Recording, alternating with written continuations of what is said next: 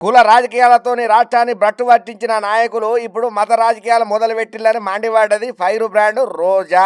పాలన సంగతి ఏమో గాని ఈ మత రాజకీయాలతోనే కాలక్షేపం చేస్తున్నారని చెప్పి మదురై మీనాక్షి ఆలయంలో ఆమె ప్రత్యేక పూజలు చేసిన అనంతరం మీడియాతో మాట్లాడుకుంటూ వచ్చింది.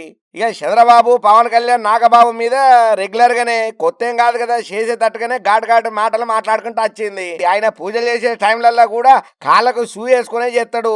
కనీసం షూ ఇడిచి పూజ చేయాలన్న కామన్ సెన్స్ కూడా ఆయనకు ఉండదు. ఇక దానికి సంబంధించిన కొన్ని ఫోటోలను చూపించింది రోజా. ఇక పవన్ కళ్యాణ్ భార్య క్రిస్టియన్ అని, ఆయనతో పాటు ఆయన పిల్లలు కూడా బాప్టిజం తీసుకున్నారని చెప్పింది రోజా.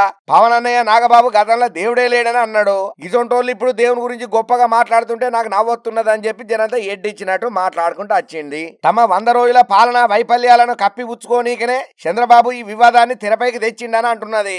జగన్ ని రాజకీయంగా ఎదుర్కొనే దమ్ము లేక ఇప్పుడు ఇట్లా దేవుని పేరుతోని రాజకీయం చేస్తున్నాడని చెప్పి, అసలు చంద్రబాబుకి దేవుని మీద భక్తి విశ్వాసం రెండు లేవు. బీజేపీతో పొత్తు పెట్టుకుని కేంద్రంలో కూటమి ప్రభుత్వంలో చంద్రబాబు భాగస్వామిగా ఉన్నాడని, అసలు తిరుమల లడ్డీల కల్తీనే జరగలేదని చెప్పి ఆమె గట్టిగానే చెప్పుకొచ్చింది. సిబిఐ ఎంక్వైరీ చేసి సుప్రీంకోర్టు పర్యవేక్షణలో విచారణ జరిపించాలని చెప్పి నేను డిమాండ్ చేస్తున్నా అని చెప్పి అబ్బో బల్లొక్కటే లేదు గాని గుద్దాల్సిన అన్ని గుద్ది మరీ చెప్పింది. చంద్రబాబుకు బుద్ధి రావాలని మేము అన్ని ఆలయాలకు తిరిగి పూజలు చేస్తున్నామని చెప్పింది రోజా.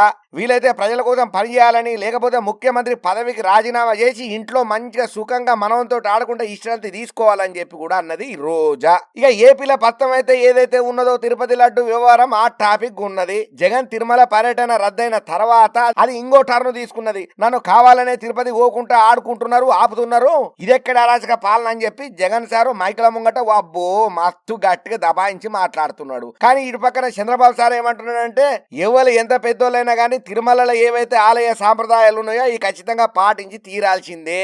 నెయ్యిల కల్తీ జరిగితే ఆ విషయం మీద స్పందించకుండా ఆలయంలో ప్రవేశానికి అడ్డుకుంటానంట. నువ్వు దొంగ మాటలు మాట్లాడుతున్నావు జగన్. యాక్చువల్లీ అసలు ముచ్చడి చెప్పనా, నీకు నిన్న అసలు యాక్చువల్లీ కోట్లను సబ్మిట్ కావాల్సి ఉండే శుక్రవారం రోజు. ఆ శుక్రవారం రోజు కోట్లకు పోయేది ఉంటే కోట్లకు ఎవడు పోతానని ఇది ఒక పని ముంగటేసుకొని ఇది ఒక ఉద్దారకం వెలగబెడుతున్నట్టుగా ఇటు తిరుమలకు పోతున్నా, నేనేదో సమాజ సేవ చేస్తున్నా, ఏదో నిజం నిరూపణ నీకు తెలిసా పోతున్నా అని చెప్పి కాకమ్మ కబుర్లు చెప్తున్నావు. నీ అసలు ఇంటెన్షన్ ఏందనంటే కోర్టు నుంచి తప్పించుకోనికే, కోర్టు వాయిదాకు పోకుండా ఉండనీకనే తిరుమలకు వస్తున్నావు. గా మాత్రం డెలివరీ పిచ్చోళ్ళేం కాదు జనాలు అని చెప్పి జనత గట్టిగానే ఎడ్డిచ్చిండు చంద్రాల సార్ కూడా. అసలు నీకు బుర్రా బుద్ధి ఉన్నదా? ఇన్నేళ్ళు తిరుపతిలో లడ్డు వ్యవహారం గంత కల్తీ జరుగుతా అంటే ఏ గుడ్డి గుర్రం పాలు దోమినావు? వీఐపీ లెక్క 24 గంటలు నువ్వు వాణి వీని అడ్డగాని బుడ్డగాని వేసుకొని ఓ రాచరికంగా మర్యాదలు చేసుకుంటా ఏలుడు తప్ప నువ్వు పీకిందే ఉన్నది, చేసిందే ఉన్నది.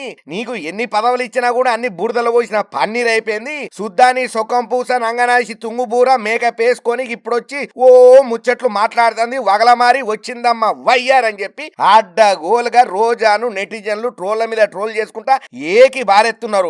ఇక మీ అన్న గురించే గొప్పతనం చెప్తావు. అమ్మో పరదాలు కట్టుకొని వెనకాల జనాలకు కనబడుకుంటూ 5 ఏళ్ళు పాలన చేసిన మీ అన్న ఇక ఇప్పుడు వచ్చి శుద్ధాని సొక్కం పూస మాటలు మాట్లాడుతుంటే ఇన్నికే మేము ఎడ్డోళ్ళమా అని చెప్పి పబ్లిక్ కూడా మస్తు ఎవరికి దోచినట్టు వాళ్ళు కామెంట్లు పెట్టుకుంటా మస్తు వైరల్ చేస్తున్నారు వీడియోలను. ఏందో ఏమో నువ్వులా ఏదేమైనా ప్రజలకు మంచి జరిగితే గదే 10,000 కదా.